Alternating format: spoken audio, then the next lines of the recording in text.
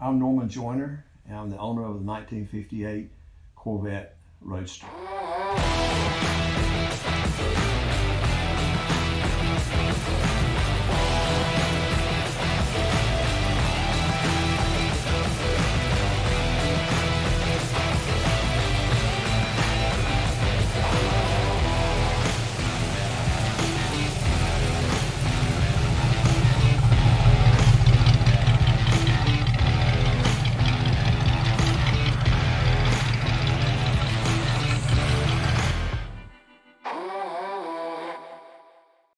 Well, I purchased the car in 1994, and it was a California car, brought in here, and I went to purchase it initially, and it wasn't for sale, and so I just stayed in touch with him.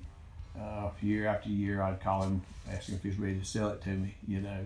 Finally, one year he said yes. He said his wife was tired of it laying around, and that confused me, and I didn't know what laying around was, but he was right. I went to his business, and it was in 4 rooms, piled up in different piles. So that's the way I bought the car. And so I put it together, well, many years work on it, just when I could.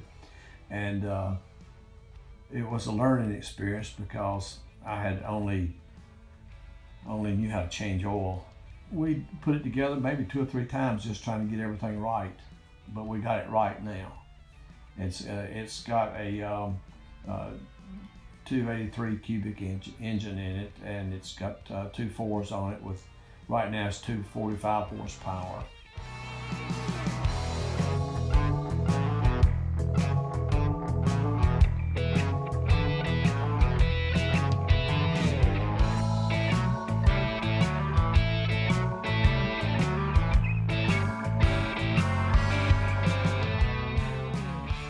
Brought the car in, and I can't tell you how many pieces, and I thought, what is he bringing in? And it was just like pieces of a puzzle in that car when he brought it in. So naturally I didn't understand at all. It's my favorite one of his cars. My wife likes to ride in the car, as long as the windows are up and the top is up. She's not into the convertible on that one because it blows her hair too much. One of the funniest was, I have allergies, and if it's windy, I don't like to ride in a convertible, so he insisted that it wouldn't bother me. So I'm in the car riding, and we're going down Williamson Avenue in Elon, close to where we live, and it was so windy and cold, and I actually was down in the seat, and you could just see the very top of my head, so my hair didn't blow and didn't get my face. So I know that had to be real funny, somebody seeing just a little tiny bit of my head down on the floor like that. She liked me having it to do because it kept me out of her hair, so to speak. So sometimes I would go out there even after she went to bed, and I may work on it for a couple more hours myself, and that was just my time. And I would love to do it again, but at this age now, it would be a challenge.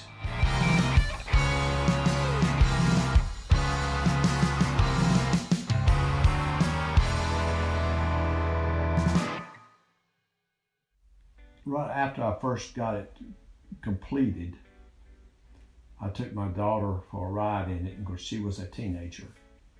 And we were going through town, and of course she was admiring herself and the car in the reflection of the windows as we rode by. We went to play putt-putt. And then after the game, we got in the car, started back out, and I saw smoke coming out from under the hood. And the car was on fire. So I grabbed this fire extinguisher and raised the hood, shot it as electrical fire, and put it out, and only to watch it flare back up again. So luckily I put a quick disconnect on the battery. So I turned that off, and then we extinguished the fire. But the car is made out of fiberglass, so if it catches on fire, you might as well step back out of the way because it's going to just do its burn, you know.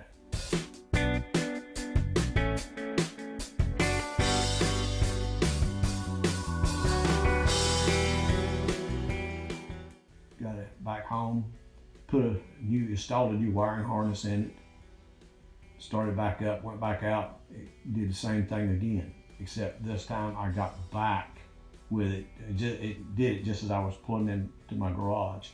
And so I still had to go buy another wiring harness. I studied at it, and me and another guy, we could not find what the problem was.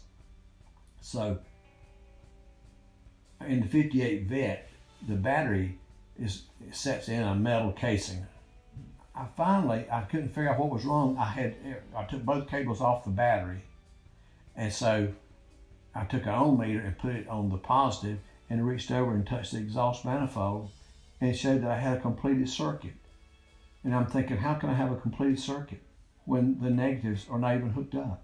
I pulled the battery out, and the battery had split in the back, and that was what was causing all the wiring harnesses to burn up. Put a new battery in it, haven't had any problems since.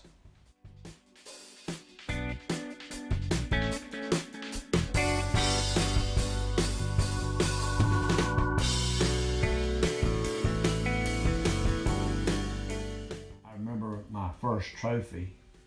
I was in competition with a 57 Ford Thunderbird, and I came in second to him that year. That Thunderbird was in the movie Dirty Dancing, and so I was competing against that one. The next show, though, I did take first place after him, so that was probably my first fond memory of it.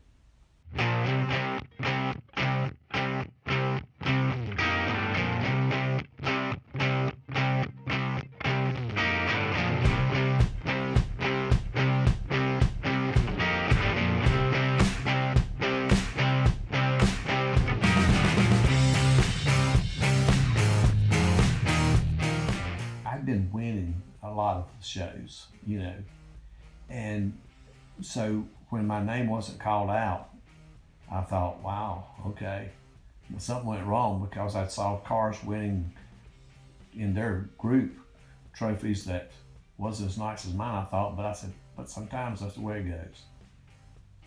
And I had no idea that, I mean, they had a first place, you know, but I didn't know when they had best of show and then they called my name out.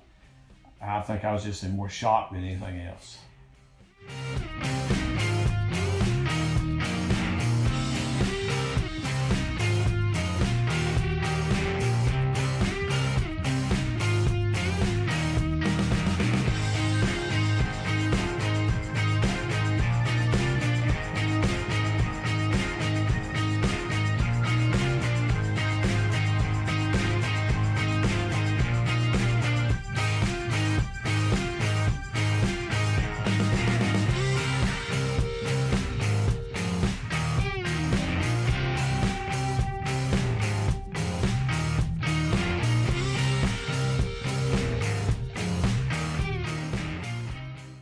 That sometimes you can do things that you think you can't do, because, like I said initially, the only thing I knew how to do basically was change oil in a car, you know, and this has been a long learning experience, but it's been a fun experience. I've enjoyed it.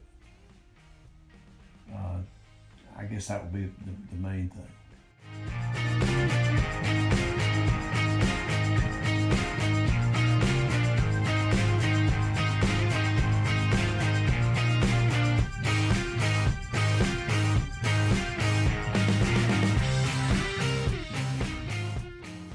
It's much cheaper to buy one that's already been completed than it is to do it yourself.